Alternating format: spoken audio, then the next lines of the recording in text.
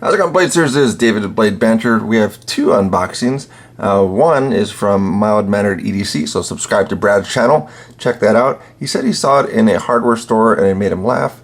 So I don't know what it is exactly, so I'm going to see what that is. And I also have a box from SOG, as I did buy a knife from them. So we'll see what these are. I only saw pictures of the SOG, so I haven't held it. It is a smaller knife, but we'll see how that goes. So that's going to be this one here. Let's see what this is. Sticker. So that's his sticker. so it's a button lock from a hardware store, which could be a good thing or a bad thing. So we'll see what it is. That's what it's wrapped in. So we'll see what this looks like. It matches. See, look at that. So it goes along with the logo and everything for that. So not bad. A little bit of rattles, but still button lock. Interesting. So that's a little rotary lock. So it's basically turn that.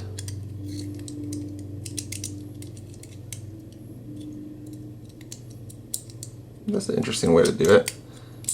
There we go. Locked in. Button lock. I do love my button locks. Button lock. So thank you very much for that. I'll include this in a video. I'm working on a video for some of the utility box knives, so this will actually make it in there too. So thank you very much, Brad. Very cool. I will actually make use of that. So matching colors and everything. So thank you very much for that. Button lock all the way. So we're going to check out this other one here. So this is kind of surprising because it came from Wisconsin, and then they're based in Washington. So it's kind of interesting that it came from there, but it was free shipping, so can't really complain about that for the knife. So this is what it looks like. It is a smaller knife, as I said before. It goes for about $54.95. That's from their website. So probably when that hits the market, it's going to be a little bit less. There's this one. So you get a SOG box. So you don't get the other hard plastic ones or anything else, but they're actually new boxes for SOG. It actually looks pretty cool. It has a little magnet opening. If you haven't seen those yet, go check those out. But this is a SOG. This one actually is one that's made in China. So some of the other ones are made in Taiwan. This is one that's made in China. One thing that's a little odd about that is I didn't think China had cryo treating, but this one says it's a cryo D2. But I just didn't think that they had that set up. But that's kind of an interesting thing for this knife here. So this is Mikkel Williamson. It's actually a collaboration with Mikkel Williamson and the founder of SOG, Spencer Fraser. So that's going to be this knife here. So it's a smaller knife. So this is going to be how it looks here. So it has the, this is kind of an olive drab G10 on a metal frame lock or steel frame lock. So this is one thing that I would hope that SOG would go away from at some point. It's good to have really like your brand, but I just don't think this is needed as far as getting this stamped on clips. So I would just prefer just a regular clip because it is a very nice deep carry. I haven't tried it in pocket yet, but I'll see that for the review side. But I just don't think that the branding or the billboarding is necessary for their knives, but that's just a preference on that. So we'll see initial flip. Ooh. So deten's not very high on it, which makes it pretty good and comfortable. So that'll make it probably good for this. Yeah. So overall, initial impression on it, deten's not very high, but that makes it nice for the middle finger flick. So thumb is a little bit kind of awkward to get that in there and do the flip for it, but otherwise it's a kind of pillar-ish as far as how this feels in hand, but that's where it is a good fit. So even with so I have large size hands, and this actually fits pretty well, and then this is something that could be really put to use for a frame lock for it. And let's actually see what the pull weight is on this, because normally 2 to 3 pounds is kind of what I prefer for some of the locking mechanisms. And as you see on here, there's actually a pretty interesting lock cutout for it. It's not just a standard straight across lock cutout. So that's kind of an interesting setup. But yeah, 2 to 3 pounds is kind of what I like for it. And we'll see what this one comes out to be for deployment. So right about 2 pounds. So that's pretty good for basically a thumb stud deployment, a whole deployment. So that actually runs in pretty well for that. So it actually makes it pretty nice. So it's not uncomfortable for any deployment method. Yeah, so I think it's pretty solid overall. So if everything else works out, then this would be a pretty good one as well. So solid as well for lockup, left and right, up and down.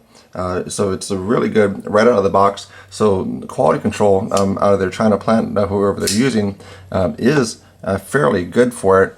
So I do appreciate it. It's something that I saw it, I was like, yeah, I'll check that out. Sorry for all this on there. But it is a cool one. I did think it was actually a nice looking blade, and then for the way it's set up, it's actually comfortable in hand. So if you're worried that it's going to be too small of a knife, if you have very large hands, you're going to be kind of falling off of it a little bit. But again, there's large hand, so probably about normally about 3.5 is kind of a good one, but I mean, I still have a little bit there. So if you do have larger mitts than I do, you still might have room to get on there. You might have your pinky fall off, but overall, pretty good. So it's a Stout FLK is the name for this one. So I don't really think that the FLK is necessary, because that, I believe, stands for the frame lock knife. So you could just call it the Stout, unless there's going to be a Stout XR. So if there's going to be a Stout XR, then yeah, it makes sense to have FLK as far as that notion. But otherwise, if there's not going to be, then I don't think that it's going to be necessary to have FLK as far as the information on it. But overall, nice. Goes along the line of what CRKT is offering for some of their knives. This one's just a little bit premium because the large pilar goes for about $40, so you're paying about $10 more. But again, that is going to be directly from SOG.